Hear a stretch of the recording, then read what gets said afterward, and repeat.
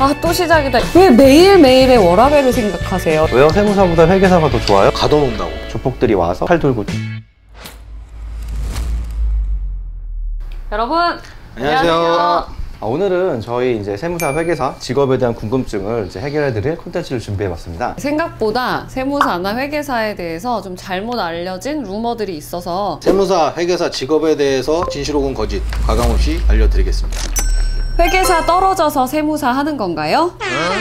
현직 세무사로서 조금 자존심도 상하고 그렇긴 한데 이런 오해들도 좀 있더라고요. 어떻게 생각하세요, 이병덕 세무사님은? 뭐 충분히 그런 오해를 할 수 있을 거라고 생각을 합니다. 뭐 실질적으로 사실은 그렇지가 않잖아요. 사실 회계사가 실제 수험 과목이나 범위가 세무사보다 조금 더 넓고, 회계사 시험 일정이 3월 달에 있으면 세무사는 4월 달에 있잖아요. 그래서 3월에 회계사를 친 다음에 떨어지는 느낌이 있으면 세무사도 그냥 한 번 더 치잖아요. 그런 것 때문에 그런 것 같아요. 세무사 하다가 이제 회계사로 턴하게 되면 범위가 넓어져서 힘든데, 그죠? 근데 반대에 키어 있으니까. 대신 이제 세무사는 세법하기 2차 과목이 있어가지고 세법 난이도가 더 높죠. 그래서 꼭 뭐 그렇게 생각하시진 않으셔도 될 것 같고, 근데 이제 회계사를 하다가 세무사를 할 가능성이 높은 거지, 세무사 공부를 하다가 회계사로 가기는 힘들죠. 범위가 많아지니까. 뭐 선택과 집중이라고 보시면 될 것 같습니다. 갑자기 궁금한데, 조회계사님은 왜 이제 세무사 아니고 회계사를 하셨어요? 저도 처음에는 세무사 하려고 이제 고시반 들어갔었는데, 그때 나이가 어렸을 때니까 24살인가? 그때 그래서 들어갔으니까 세무사 하러 왔는데요. 그러니까 야, 어린 놈이 왜 세무사 왜 해? 그러는 거예요. 막 몰랐어요. 뭐가 뭔지 차이점도 잘 몰랐고. 왜요? 세무사보다 회계사가 더 좋아요? 그러니까 회계사 더 좋아. 그래서 선배들이 진짜 그랬어. 진짜. 그래요? 알겠어요. 그럼 회계사 할게요. 그렇게 됐어 나는. 좋냐? 세무사는 8월부터 12월까지 일 안 해도 된다는데 사실인가요? 정말 그랬으면 소문이 없겠습니다. 진짜. 네이버 지식인 질문에서 찾은 거예요. 너무 황당해서. 그러니까 이런 오해가 왜 나오냐면, 저희가 이제 부가세가 연간 주요한 일정이 1월, 7월, 법인세가 3월, 종합소득세가 5월 이러니까 1월부터 7월까지가 바쁘고, 상대적으로 8월부터 12월까지가 조금 한가한 건 사실이에요. 근데 그래도 매달 하는 업무들도 있거든요. 1월에서 7월까지 업무 처리를 하면 8월에서 12월은 뭘 할까요? 1월에서 7월까지 업무 처리할 거래처를 만들어야죠. 그쵸, 영업활동. 네, 영업활동을 상당히 빡세게 합니다. 그게 더 힘든 것 같아요. 차라리 일하는 게 좀 더 편하지. 8월부터 12월까지 놀려면 세무사가 진짜 한없이 놀 수 있을 것 같긴 해요. 맞아요. 근데 그러면 사실 이제 정체되는 거죠. 그렇죠. 그냥 딱 거기서 멈춰 있고 현상 유지를 원하시는 분들은 뭐 그럴 수도 있죠. 그렇게 막 12월 달에 막 12월 31일이 지나는 걸 안타까워하면서 끝까지 노는 사람도 저는 봤거든요. 그러고 아, 또 시작이다. 이렇게 맞는 세무사나 회계사가 있을 수 있지만, 12월 달에 결산을 같이 하고 내년에 세금이 많이 나오니까 어떻게 절세할까, 이런 미팅들을 해야 되기 때문에 진짜 잘하는 사람, 그리고 열심히 하는 사람은 더 바쁩니다.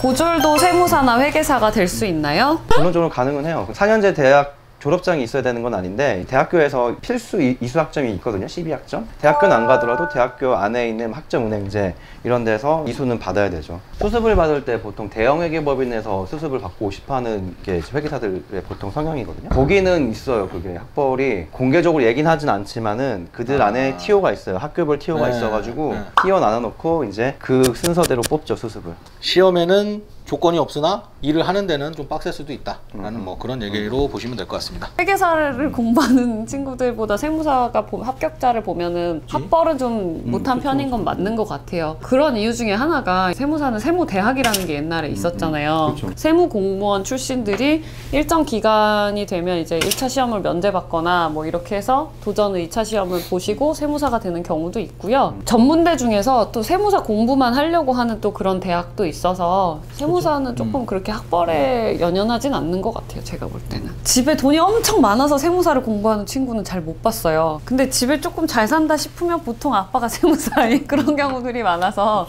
저희끼리는 아빠가 세무사면 아세, 장인어른 세무사면 장세. 요새는 그런 것도 나왔대요. 할아버지 아빠 다 세무사, 하라세 뭐 이런 것도 있대요. 성골진골 있잖아, 성골진골.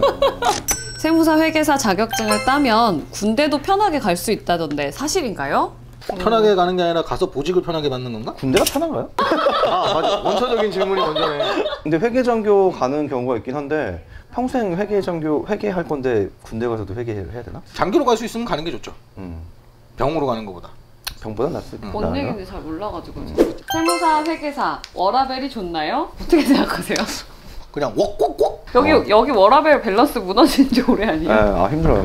내 삶과 일이 이게 경계가 완전 무너진 것 같아. 아니 너무 골프에 치중해서 워라밸 하려고 하면 할 수 있죠, 충분히. 그렇죠. 내가 뭐 일에 대해서 뭔가를 좀 덜어내면 충분히 뭐 내가 쉴 시간 만들고 휴식 시간 만들 수가 있는데 우리는 열심히 사는 사람들이니까. 그렇죠. 아 근데 이런 얘기는 꼭 해드리고 싶어요. 저희 이제 그 면접 보러 오시면은 워라밸을 뭐 중시하고 막 이런 얘기하면 왜 매일매일의 워라밸을 생각하세요? 1년을 기준으로 워라밸을 생각하면 좋은 직장일 수 있어요. 상반기에 야근이 많다 이러는데 하반기에는 하반기에 일찍 퇴근하든가 그러면. 그렇죠. 그렇게 할 수 있으니까. 4시에 가든 3시에 가든 일만 끝내면 뭐 누가 뭐라고 하겠어. 저희는 조금 다릅니다. 저희도 좀 다릅니다. 네. 그럼 저도 수정하겠습니다. 세무사나 특히 회계사의 경우 기업으로부터 압박 이런 것들이 있나요? 있죠. 이게 아무래도 감사를 하다 보니까 뭐 비상장 회사는 조금 덜하긴 한데 상장 회사 같은 경우에는 압박이 있죠. 그쵸, 주가에 거기는 뭐 영향을 주고. 지나가는 뭐 뜬 소문이긴 한데 막 이렇게 상장 업체들 감사할 때 회계사분들 가둬놓는다고 회계 감사 승인할 때까지 계속 협박한다고 뭐 그런 것도 들어보고. 옛날 선배들 얘기 들어보면은 작전주 걸린 그런 회사 있잖아요. 근데 거기 이제 감사를 해야 하는데 이제 의견을 안 주겠다고 하니까 조폭들이 와서 이제 칼 들고 오는 거죠. 회사 앞으로.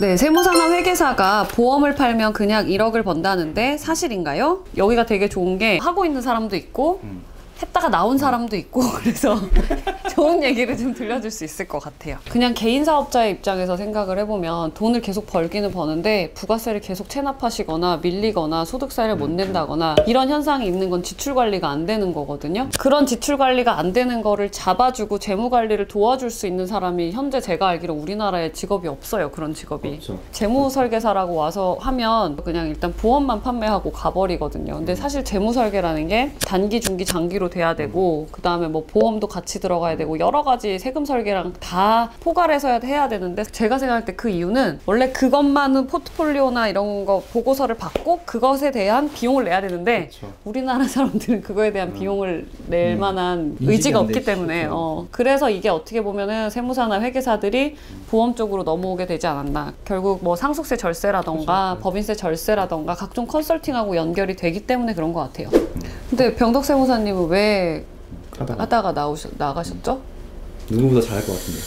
진짜 잘하실 것 같은데. 우리가 이 보험으로 수익을 낸다는 건 결국엔 상품을 팔아야 되는데 거기에 이제 우리는 초점이 절세나 아까 말씀하셨던 상속세나 뭐 이런 것들의 절세에 대한 것들로 포트폴리오 짜지고 제시를 하고 거기에 승낙을 받아서 뭐 계약이 체결이 된다 뭐 이런 시스템이라고 치면 저는 아직까지는 판매하는 거에 대한 거를 100% 신뢰를 제가 못 가지고 하는 거죠. 원래 본인의 확신이 있어야 그 다음부터 네. 세일즈를 하실 수가 있는데 제가 그 확신을 좀 심어드릴 수 있는데 어떻게 한번 저희랑 일해 보시겠습니까? 다시 한번 좀 들어오실 생각은 없는지. 저희가 키워드리겠습니다. 매트라이프 보고 있나? 동주형 보고 있나? 세무사님들은 자기 세금 자기가 계산하나요? 그렇죠. 당연히. 당연한 거지. 중이 제 머리 깎아요. 그런데 이제 성실신고 사업자가 되면 그 성실신고한 거를 다른 세무사님들이 검증을 해줘야 돼요. 이게 신고가 제대로 잘 이루어졌다. 왜냐면 제가 막 제 거를 탈세한 다음에 딱 낼 수도 있으니까 성실신고라는 사업자가 있거든요. 그래서 다른 세무사 친구한테 각 들고 가는데 그 친구가 저한테 되게 깐깐하게 굴더라고요. 이번에. 그러니까 저도 약간 그랬어요. 저도 그렇지. 한번 거절당했어요. 딴 친구한테. 그냥 해준다고 했는데 자꾸 트집을 잡더라고요. 그래서 영업정지가 걸려 있는데 회계사는 페라리나 람보 타기 힘든가요? 어떻게 생각하세요? 이병덕 세무사님 그래도 뭐 까이게님과 제일 가까운 거 아닙니까? 돈 있으면 타는 거죠. 이게 세무사면 세무서 들어갈 때 못 타고 들어가니까 그렇다고 볼 수는 근데 세무서 가는데 페라리 타고 간다고? 고객님께서 세무사나 회계사를 바라봤을 때 차가 너무 안 좋으면 또 상대적으로 어떤 고객님은 얘는 이렇게 잘 일을 못하나 돈을 못 버나 이렇게 생각하시는 분도 있지만 또 반대로 얘는 되게 검소하구나. 사람이 이제 다 다르잖아요. 일단 페라리 람보르기니는 불편해. 그렇죠. 탔다 내렸다 불편하니까 안 살게요. 살 수 있습니다. 안 살게요. 여러분 오늘 저희가 준비한 건 여기까지고요. 궁금한 거 있으시면 댓글로 남겨주시면 되겠습니다. 네, 지금 저희가 몇 달째 구독자가 거의 동결 상태거든요.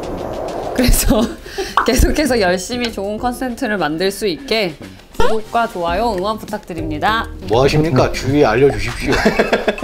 홍보가 중요하지요. 홍보가. 본인이 좀 보세요. 죄송합니다. 구독과 좋아요는 세금이 붙지 않습니다. 안녕. 근데 우리 유튜브 광고 태워